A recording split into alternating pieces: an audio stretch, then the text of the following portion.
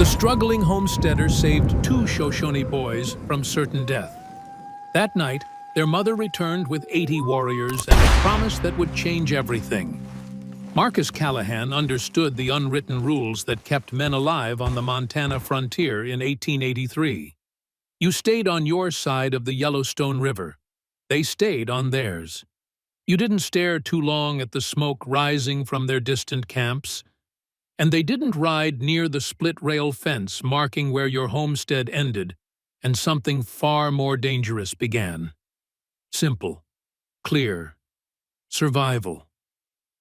But that scorching July morning, when Marcus walked down to check his fishing lines, he found something that shattered every rule he'd lived by. Two boys, Shoshone, young, maybe 7 and 9 years old, were being dragged under by the vicious current where the river bent sharp around submerged boulders. Their small arms thrashed desperately, silently, as if they'd been taught never to scream, even when death was pulling them down. But before we dive deeper into what happened next, please take a moment and tell us in the comments where you're listening from. Are you in Montana? Texas? Maybe somewhere across the ocean? We'd love to know where our stories are reaching. Drop a comment below and let's connect. Now, back to that river. Marcus didn't hesitate. Couldn't afford to think about consequences or tribal politics or the fact that these boys shouldn't have been anywhere near his property. By the time his boots hit the muddy bank, he was already waist-deep in the freezing mountain runoff. The current slammed into him like a stampeding bull, trying to sweep his legs out from under him, but he lunged forward until his calloused hands locked around the older boy's wrist. The child's eyes found his, wide, terrified, fighting for every precious breath as the river tried to claim him. Marcus dragged them both toward the shallows, his muscles screaming, his lungs burning. The younger boy grabbed onto his brother with desperate strength, and together, all three of them battled the current until finally, mercifully, Marcus hauled them onto the rocky bank. They collapsed there, coughing up river water, their small bodies shaking violently from cold and shock. For a long moment, they just lay there gasping, staring at Marcus with expressions he couldn't quite read. Not gratitude exactly, more like confirmation, as if he'd passed some test he hadn't known he was taking. Then, without a word, they scrambled to their feet and ran toward the pine-covered hills beyond his property, disappearing into the tree line before Marcus could even catch his breath. He stood there dripping, his hands trembling from cold and adrenaline, watching them vanish into the forest. He told himself it was over, a simple act of human decency that any man would have done. He could go back to his struggling farm, his solitary existence, his life of being ignored by everyone who mattered. But wait, because what happened as darkness fell that night would prove him catastrophically wrong. As the sun dropped behind the Absaroka Mountains and shadows swallowed his modest cabin, Marcus heard something that stopped his heart cold. Hoofbeats. Not one or two. Many. A sound like thunder rolling across the earth. Getting closer. Impossibly organized. Impossibly purposeful. He moved to the window, and what he saw turned his blood to ice. 80 warriors. He counted them twice as they emerged from the dusk, arranged in perfect military formation, absolutely silent, waiting with a discipline that made his skin crawl. The precision of their numbers, exactly 80, not one more or less, felt deliberate, meaningful, like a message written in bodies and horseflesh. And at the front, a woman. Even from a distance, even in shadow, her posture radiated such command that Marcus knew instantly she was someone who didn't ask permission. She decided, and others obeyed. She held something in her hands though he couldn't see what. But the way every single warrior's eyes fixed on his cabin, the way the air itself seemed to hold its breath, Marcus realized with dawning horror that he'd broken some rule he didn't even know existed. And now, whatever came next, there was no fence line to hide behind, no river to mark where safety ended and reckoning began. The woman began moving toward his door, and Marcus's hand drifted toward the Winchester, leaning against the doorframe. His fingers were halfway there when brutal mathematics stopped him cold. 80 warriors, 6 bullets in the rifle. The calculation was simple and devastating. Here's where the night took a turn that would haunt him forever. The woman dismounted with the fluid grace of someone who'd lived her entire life in the saddle. Even in the weak lamplight bleeding through his window, Marcus could see how the warriors deferred to her, not with fear but with something deeper. Respect earned through more than just bloodline. She moved toward his cabin with measured, unhurried steps. Behind her, those 80 warriors remained absolutely motionless. No restlessness, no impatience, just iron discipline that meant they were waiting for a single word from her. Just one command, and everything Marcus had built over 5 brutal years would disappear like morning frost. His door had no lock, never needed one this far from civilization. He watched through gaps in the rough-hewn planks as she reached his porch. 3 steps. He'd built them himself, and they creaked under weight. He heard each one like a countdown to judgment. She stopped at his door, didn't knock, didn't call out, just stood there close enough that he could hear her breathing on the other side of the thin wood. Marcus's heart hammered so hard he wondered if she could hear it too. "I know you are there."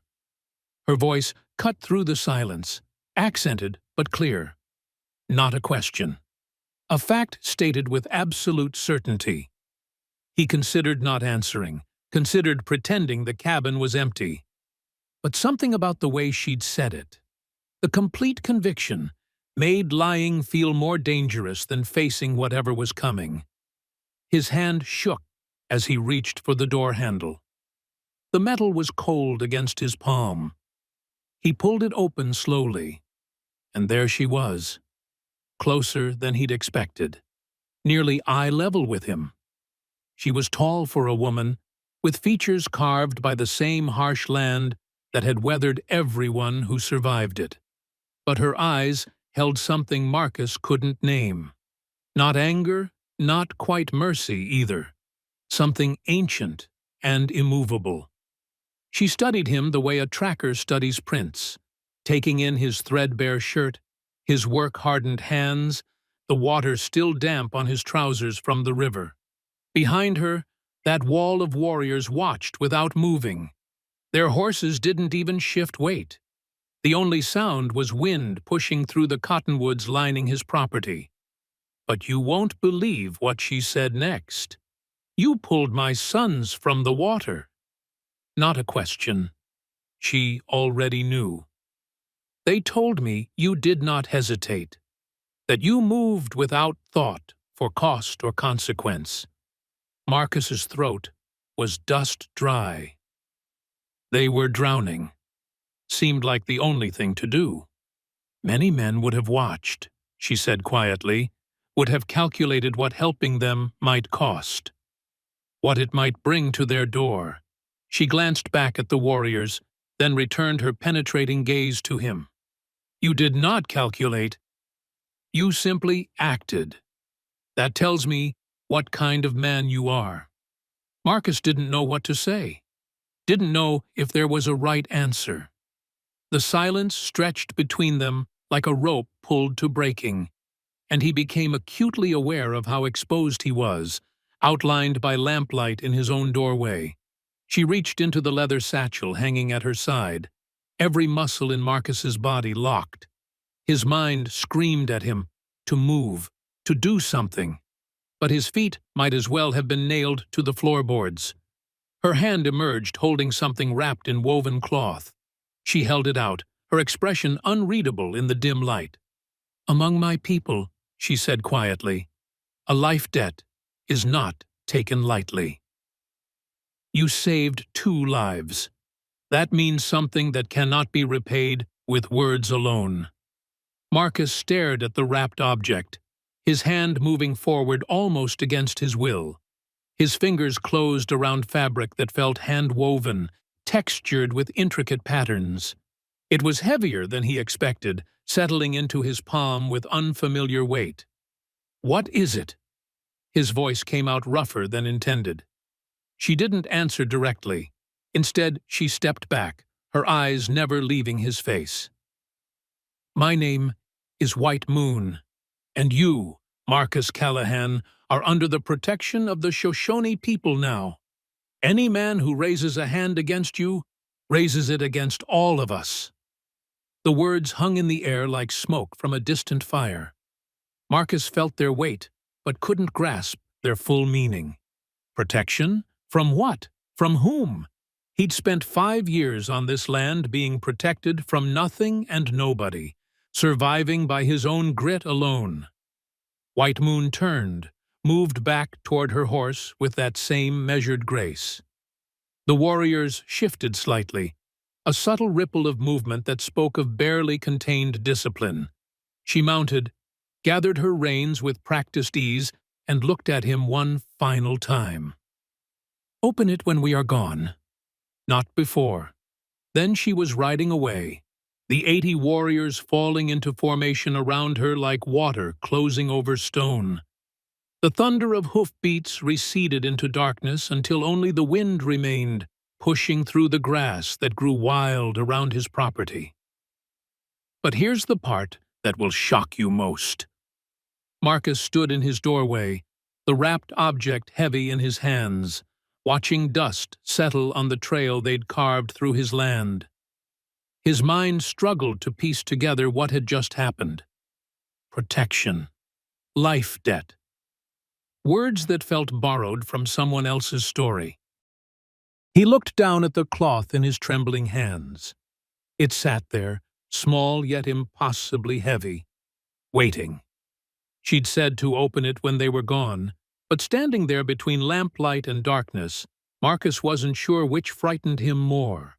What might be inside, or what it meant that 80 warriors had ridden miles just to deliver it. He waited until the last echo of hoofbeats faded completely before stepping back inside. The cabin felt smaller somehow, walls closing in. He set the wrapped object on his scarred wooden table and stared at it under lamplight. The cloth was exquisite, woven with geometric patterns that seemed to tell a story he couldn't read. He pulled at the edge carefully, and the fabric fell away to reveal what lay beneath. A knife, but unlike any blade he'd seen in 5 years of frontier living. The blade was obsidian, black as midnight water, polished to a mirror shine that caught lamplight and threw it back at strange angles. The handle was wrapped in leather so worn it had molded to the shape of another's grip. Someone who'd carried this weapon for years, perhaps decades. Brass rivets held it together, and carved into the pommel was a symbol, an eagle with wings spread, caught mid-flight. Marcus picked it up. The balance was absolutely perfect. Whoever had crafted this understood weight and purpose at a level that transcended simple tool-making. This wasn't decoration. This was an instrument meant for survival, for the kind of work that kept you breathing when everything else tried to stop you. But it was the sheath that made his breath catch. Beaded leather with intricate patterns in blue, white, and crimson. The kind of work that took months, maybe years. The kind of thing you didn't give to a stranger. Marcus set the knife down like it might burn him. Protection, she'd said. Life debt. He moved to the window, looked out at the empty road. The dust had settled. No sign they'd ever been there except for tracks carved deep into the earth. Visible proof that something impossible had happened. Sleep didn't come. He sat at that table, the knife in front of him, watching shadows move across the ceiling as his lamp burned low, thinking about those boys' faces in the water and wondering what game he'd unknowingly entered. Dawn came gray and reluctant. Marcus was just boiling chicory coffee when he heard the sound of a wagon approaching, unfamiliar rhythm, not anyone who lived nearby. He moved to the window and recognized the rig immediately. Belonged to Harrison Wade, who owned the sprawling ranch 5 miles east. Had money, had cattle, had opinions about everything, especially about homesteaders like Marcus who lived too close to the problem. Wade wasn't alone. 2 other men sat beside him. Marcus recognized them as Silas Cord and Tom Garrett, the kind of men who made decisions for others and expected compliance. The wagon stopped 20 yards from his porch. Wade climbed down with the confidence of someone who'd never questioned his right to be anywhere. The other 2 followed, positioning themselves strategically, not threatening yet, but ready. "Callahan," Wade's voice carried across the space between them. "We need to talk about your visitors last night." And what Harrison Wade said next would force Marcus to make an impossible choice.